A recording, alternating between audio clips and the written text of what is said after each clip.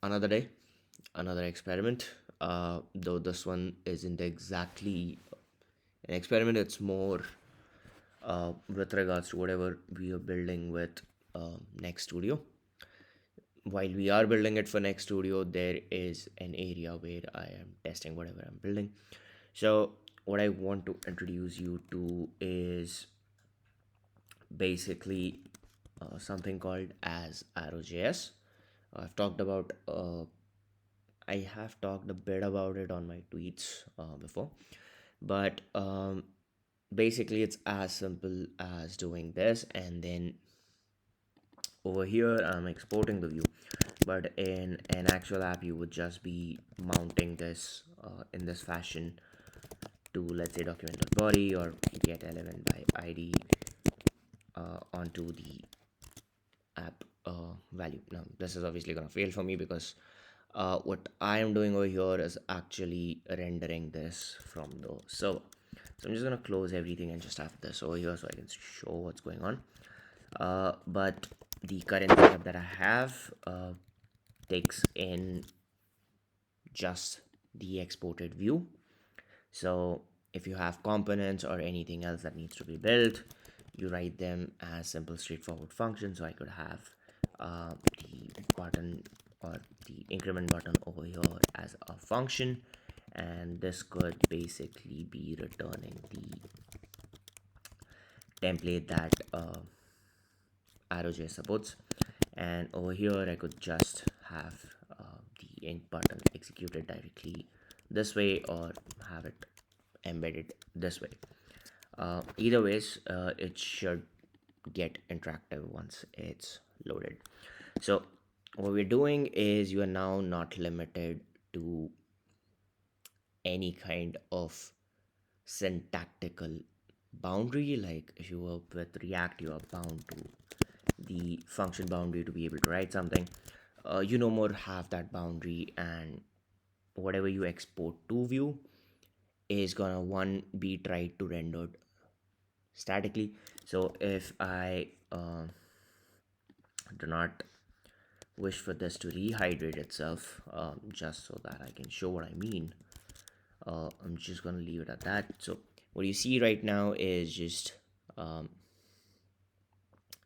static HTML as to what is being generated when you run this, or what is the static value of this, which is you have a dev value, you have a button similar to islands, but it's more static side generation. Sorry, it's static server side rendering as compared to actual islands. I'm just calling it islands, it's not exactly islands. But actually I should not call it islands.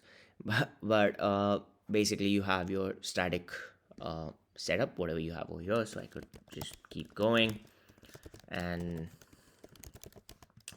this would look something like this, and you have that rendered for you.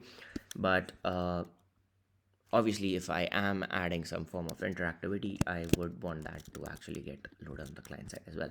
So once you're done with that, this basically handles doing that for you. Why use ArrowJS? So there's just basically two concepts. You have something that is reactive, and then you just have the view that you wish for that reactive value to change. So you can just have simple straightforward let's just comment this whole thing out and go export const view, and yeah, you can just all the way have static setup over here. So this is just a static text, and this should just work as it's supposed to. But you might also have scenarios where you wish to construct this view based on different reactive properties. So let's take an assumption where I'm loading this data from, let's say, an API. So let's just take JSON placeholder as an example. Where is the API?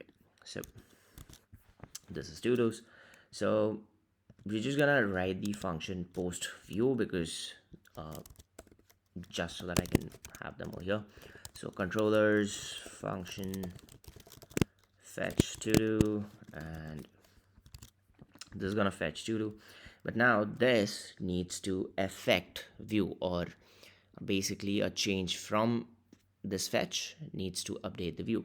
So what you're going to do is define reactive over here, and we're going to put to do details, or just to do, and this is a empty object, or just let's make it null for now. So this is called page state, and the view is right now just gonna be defined in a way where if I have the page state and if to do exists, I would want it to show the to do details, which I will just write as a separate function. So to do details, and if not, then just do nothing, and we're just going to leave it as an empty string, or let's just do it as loading for the sake of the demo.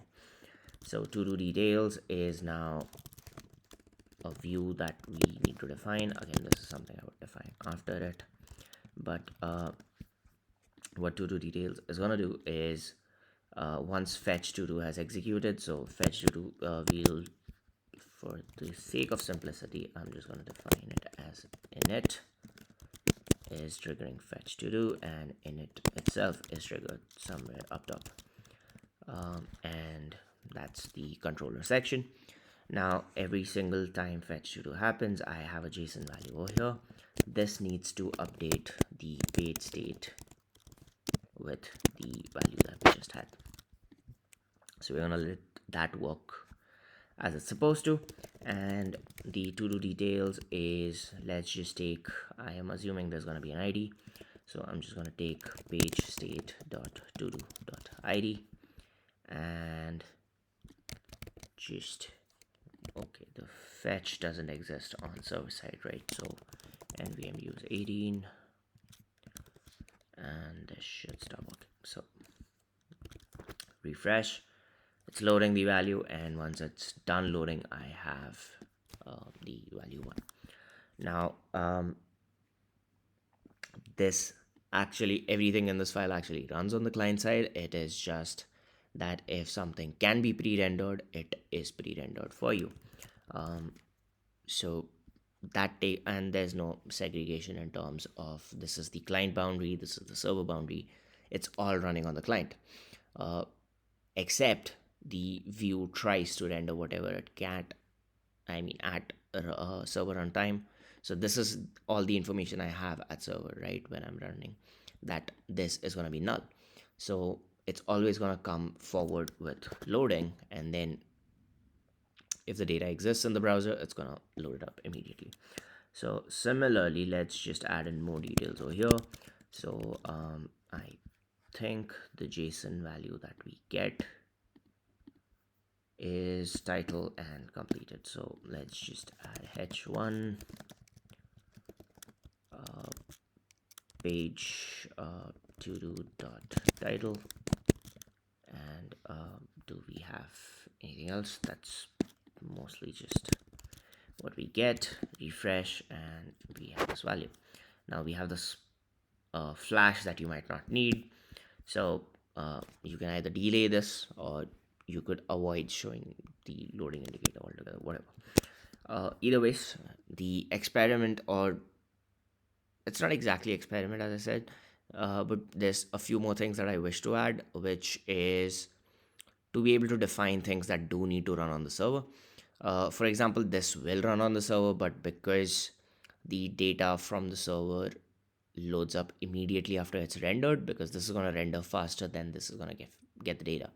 So I have certain things that I wish to finish where if I want to delay the rendering, or if I want to stream the rendering based on any requirements that I have over here, which is, let's say I want to only stream view after I have the initialization done. Something, how do you compare this to something that exists? So Nux.js does this, where you have the setup, and setup runs once on the server, and then if required, it runs on the client as well. So you can basically have something like that over here as well, where you compare as to what is supposed to run on the server, and based on what the rendering is supposed to continue. I think that's about it. I don't really have much because there's not much that I've done yet. But yeah, that's it.